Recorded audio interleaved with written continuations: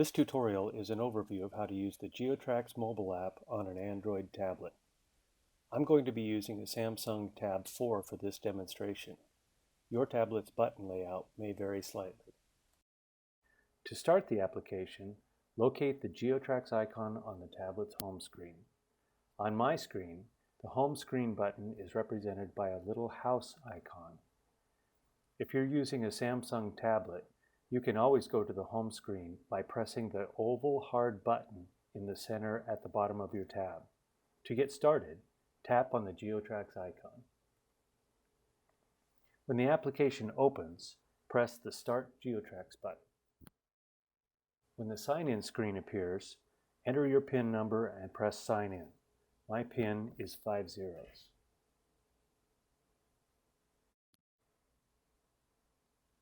When the truck selection screen appears, you'll see that your default truck has already been selected for you. If you're driving a different truck, tap the Select Vehicle bar and a list of trucks will appear. Scroll through the list by swiping your finger up or down and select the truck you'll be driving by pressing on the line for that truck. Tap the Confirm Vehicle button and the Ready to Load screen will appear. Tapping the Ready to Load button tells dispatch that you're available for a ticket. The Sign Out button logs you out of GeoTrax. You should sign out at the end of every day. If you merely close the app or just turn off the tablet without signing out, you will still be active in GeoTrax and available for a ticket. So when you're ready, press the Ready to Load button and you'll be prompted to confirm that you're ready to load. When you press Yes, you'll be taken to ticket polling. This is the state your tablet should be in when you're waiting for a ticket. Once you receive a ticket, notice the tabs across the top. These tabs are to navigate through the options for completing the delivery. The ticket details appear on the Current tab. The clock icon in the Schedule block takes you to the delivery schedule on the Times tab, and the map icon on the Delivery block takes you to the Route tab. The ticket notes are editable from the Current tab. To add notes to the ticket, tap your finger in the Notes field and a virtual keyboard will appear. You can type in additional notes, or if you press the microphone icon, speak your notes and Google's speech-to-text feature will attempt to translate your speech into text. The customer isn't ready. When you're finished adding notes, press the back button to get rid of the keyboard and press the Update Notes button. Finally, on the Current tab, the previous vehicle ID at the bottom of the screen gives you the number of the truck that was ticketed for this order just before you. The Times tab displays scheduled and actual delivery event times, also called the status times, for this ticket.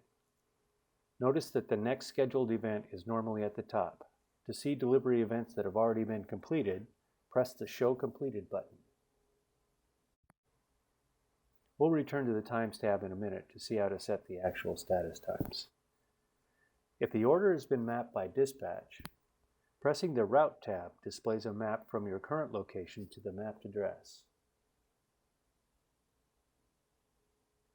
Google's Pinch to Zoom feature works on this map.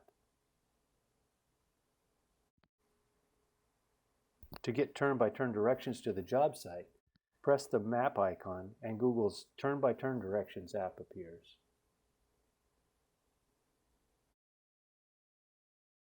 In 800 feet, turn left onto Southeast Olympia Drive. To exit the turn-by-turn directions and return to the ticket, press the back arrow twice to return to the Route tab.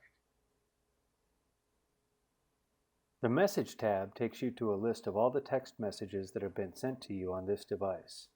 To create a message to send to dispatch, click the Compose Message bar.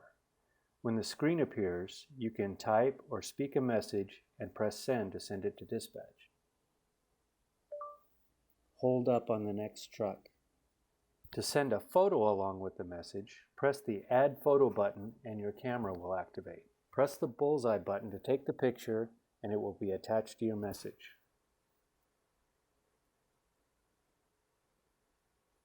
Press Send to deliver it to dispatch.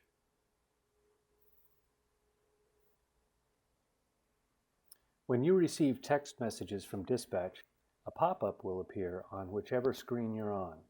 You'll have the option of simply acknowledging that you've seen it. You can reply to it, or if you press View All, you'll be taken to the Message tab that we just looked at and can see a list of all the messages that have been sent to you. To acknowledge that you've seen it, press OK and the message will be marked as read and the message box will disappear. To reply, press the Reply button and you'll be taken to the Compose Message screen. You can respond to the message from dispatch as we did before.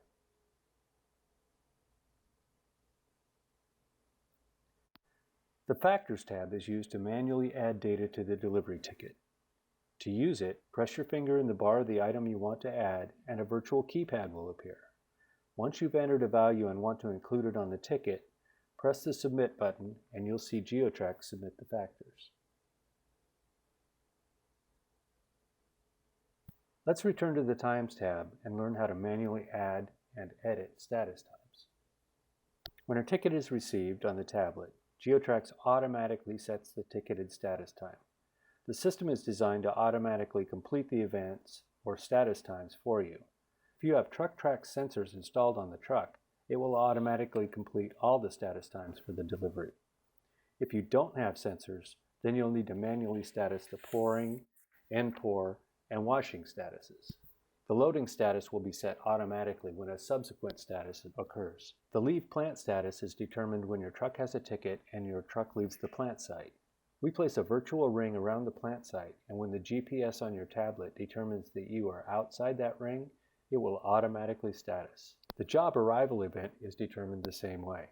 If dispatch has mapped the order, then the status will occur when your tablet determines you are inside the job ring. If the order hasn't been mapped by dispatch, then GeoTrax will automatically map it if you manually status job arrival or pouring.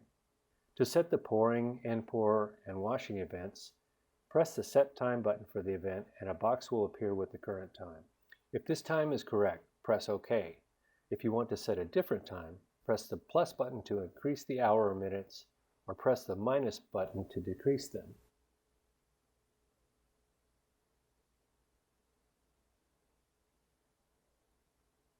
Once you set the time you want, press OK.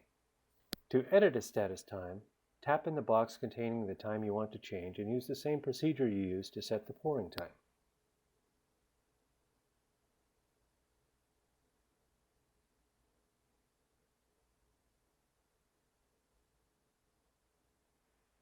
To clear a status time, press the red X on the right of the event.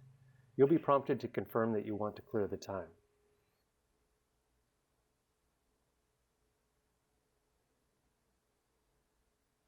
I'm going to go ahead and set the end pour to the current time. Notice that when you set the end pour status, GeoTrax automatically generates and submits a delivery receipt. To complete the delivery, go to the Times tab and press the Receipt button.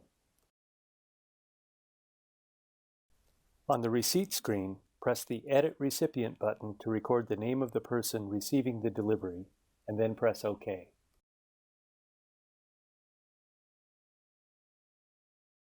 If you scroll the receipt image up, you'll see the recipient's name captured. To capture a signature on the ticket, press the Edit Signature button and a blank screen will appear to capture the signature. Once the customer has signed the screen, press the Submit Receipt button and you'll receive a notice that GeoTrax is submitting the receipt. If the delivery is a COD, you'll be prompted to verify that you've received payment. To print a copy of the receipt, press the Print button at the bottom of the screen. When you're ready to return to the Times tab, press the Back button.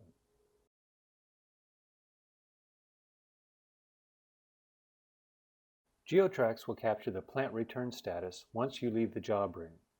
If you're returning to a plant site, GeoTrax will automatically close your ticket when you arrive and return you to polling. Now you're ready for your next ticket.